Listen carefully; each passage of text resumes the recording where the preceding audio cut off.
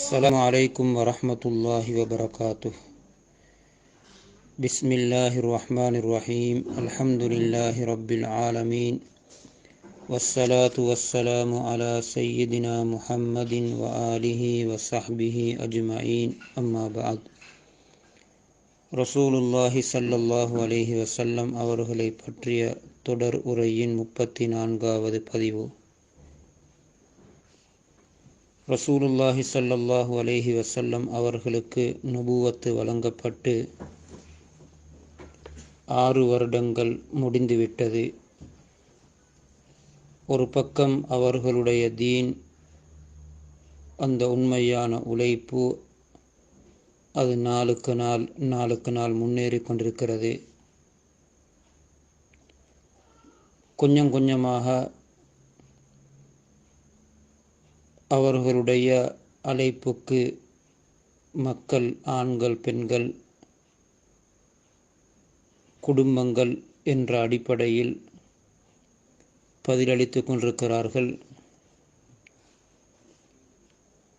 அவர்களுடைய முயற்சி அல்ஹம்துலில்லாஹ் அது வெற்றிகரமாகவே தொடர்ந்து இருக்கிறது. அதே நேரத்தில் இன்னமொரு பக்கம் நபி ஸல்லல்லாஹு அலைஹி வஸல்லம் அவர்களுக்கும் அவர்களுடன் இருந்த அந்த தோழர்கள், சஹாபாக்களுக்கும் எதிராக அவர்களுடைய எதிரிகள், விரோதிகள் இந்த உழைப்பையும் தீனையும் நிறுத்துவதற்கும் இதற்கு எதிராக செயல்படுவதற்கும் எப்படியெல்லாம் முடியுமோ அந்த சகல விடயங்களிலும் தொடர்ந்து விடாமுயற்சியில் ஈடுபட்டு கொண்டே இருக்கிறார்கள்.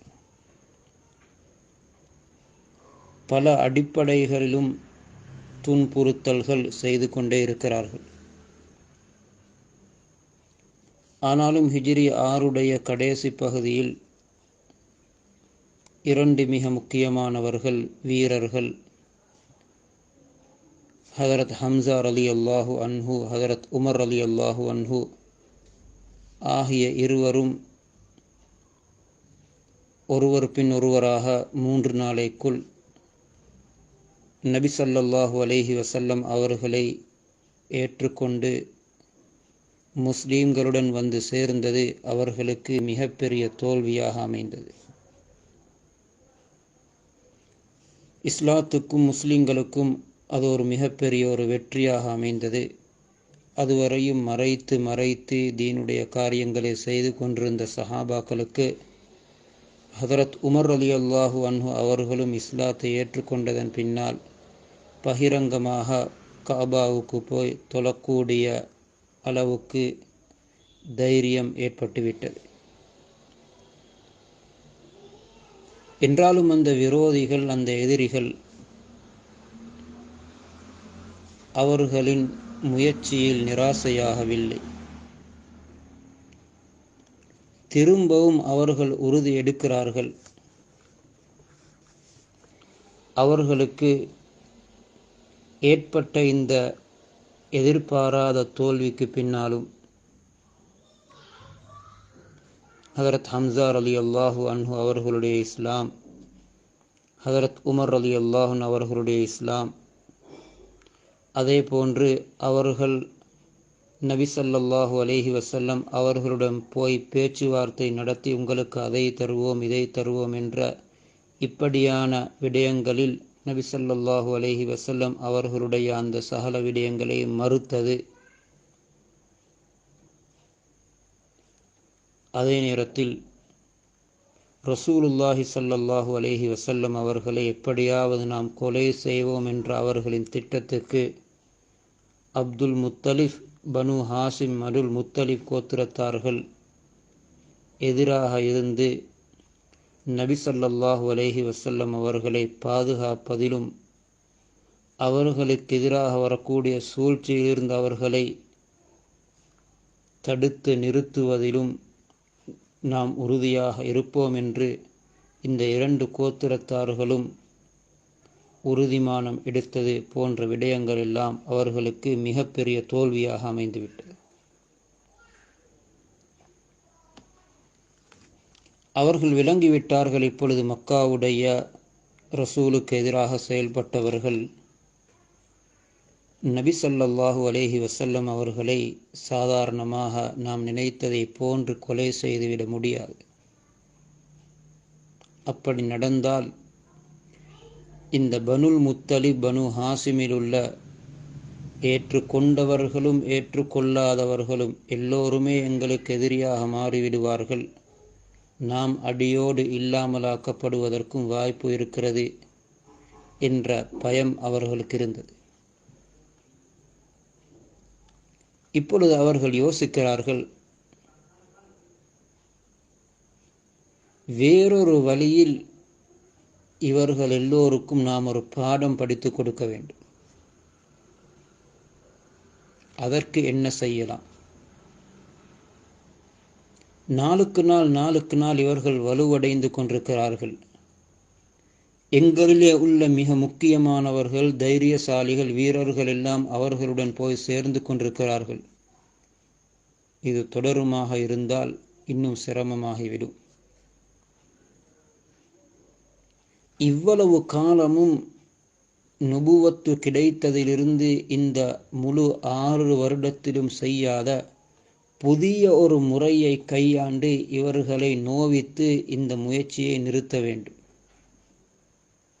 அவர்களை ஏற்றுக்கொண்டவர்கள், அவர்களை ஏற்றுக்கொள்ளாவிட்டாலும் அவர்களுக்கு சார்பாக இருக்கக்கூடியவர்கள் எல்லோருக்கும் ஒரு பாடம் படித்து கொடுக்க வேண்டும். இப்பொழுது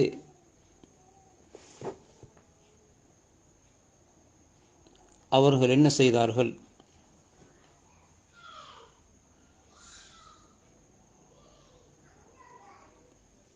அந்த எதிரிகள் அபூ ஜஹல் போன்றவர்கள் எல்லோரும் சேர்ந்து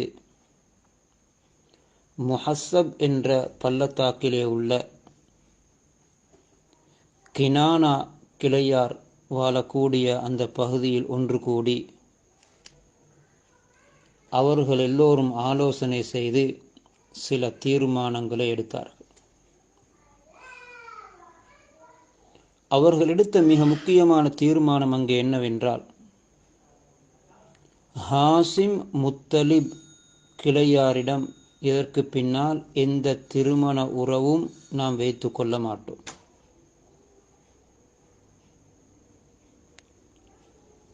அவர்களுடன் இதற்கு பின்னால் இந்த கொடுக்கல் வாங்கலும் செய்ய மாட்டோம்.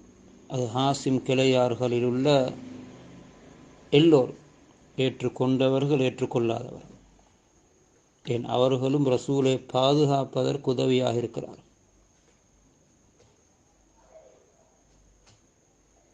மூன்றாவது,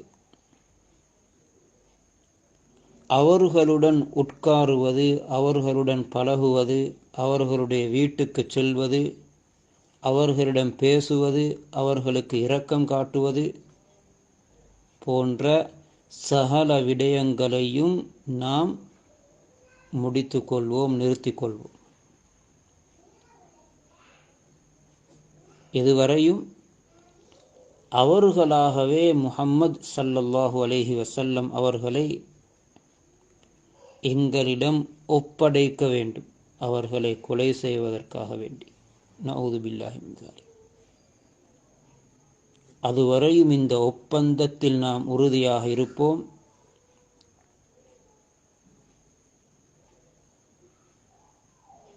என்று தீர்மானம், இந்த முடிவுகள் எடுக்கப்பட்டு அதனை ஒப்பந்தத்தை எழுதினார்கள். இந்த உடன்படிக்கையை பகீல் இப்னு ஆமிர் இப்னு ஹாசிம் என்பவர்தான் எழுதினார். ரசூலுல்லாஹி ஸல்லல்லாஹு அலைஹி வஸல்லம் அவர்களுடைய சாஃபத்திற்கு, பதுவாவுக்கு ஆளாகி அவனது கை அப்படியே சோம்பிவிட்டது, சோகையாகிவிட்டது. ஜாதுல் மஆத் திலே ஹாஃபில் இப்னுல் கய்யிம் ரஹிமஹுல்லா இதனை எழுதியிருக்கிறார். எப்படியோ அந்த ஒப்பந்தம் எழுதப்பட்டு அந்த உடன்படிக்கை கஅபாவில் தொங்கவிடப்பட்டது. அன்று அப்படியான உடன்படிக்கைகளுக்கு அது கஅபாவிலும் தொங்கவிடப்பட்டிருக்கிறது. முக்கியஸ்தர்கள் தலைவர்களின் மூலம் முடிவு செய்யப்பட்டது. அவர்கள்தான் அந்த இடத்தில் தலைவர்களாக இருந்து மக்களை ஆட்சி செய்து கொண்டிருந்தார்கள். இப்படி ஒரு ஒப்பந்தம் எழுதப்பட்டவுடன் அந்த ஒப்பந்தத்தை விரும்பியவர்களும் இருந்தார்கள், உள்ளத்தினால் வெறுத்தவர்களும் இருந்தார்கள். என்றாலும் நிர்பந்தம், விரும்பாதவர்களுக்கும் அந்த இடத்திலே பேச முடியாத ஒரு நிலை. எனவே இந்த ஒப்பந்தத்தின் படிக்கு முழுமையாக இவர்களை எங்களை விட்டும் ஒதுக்கி வைப்போம், முழுமையாக இவர்கள் லாக்டவுன் பண்ணப்பட வேண்டும் என்று முடிவெடுத்தார். இன்றைய லாக்டவுனை போல அல்லாது, எந்த தொடர்பும் இல்லை. இது எதிரிகளின் மூலம் போடப்பட்ட லாக்டவுன். அவர்களோடு கொடுக்கல் வாங்கல் கிடையாது, திருமண உறவு கிடையாது, பேச்சுவார்த்தை கிடையாது. அப்படியே ஒதுக்கிவிட்டார். ஷூபே அபி தாலிப் என்று சொல்லப்பட்ட அபு தாலிப் கணவாயில் 3 வருடங்கள் இவ்வாறு ஒதுக்கப்பட்டார். 3 வருடங்கள். அந்த 3 வருடங்களிலும் அவர்களின் நிலைமை எப்படி இருந்தது, எப்படி அந்த 3 வருடங்களையும் கழித்தார்கள்? இப்படி ஒரு நெருக்கடியான சூழலை உலக வரலாறிலே இந்த முஸ்லீம்களும் சந்தித்திருக்க மாட்டார்.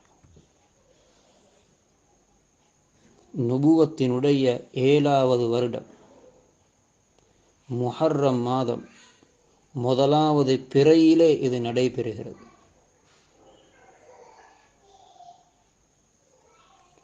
அந்த காலத்தில் என்ன நடந்தது, அதிலிருந்து எப்படி அவர்கள் வெளியிலே வந்தார்கள் என்ற தொடரை அடுத்த பதிவிலே கேட்போம். இப்படியெல்லாம் தியாகம் செய்த அந்த ரசூலையும் சஹாபாக்களையும் உள்ளத்தால் நேசிப்போம். அன்னாரின் மீது அதிகம் ஸலவாத்து சொல்லுவோம். ஸல்லல்லாஹு அலா முஹம்மத் ஸல்லல்லாஹு அலைஹி வஸல்லம். وآخر دعوانا أن الحمد لله رب العالمين. السلام عليكم ورحمة الله وبركاته.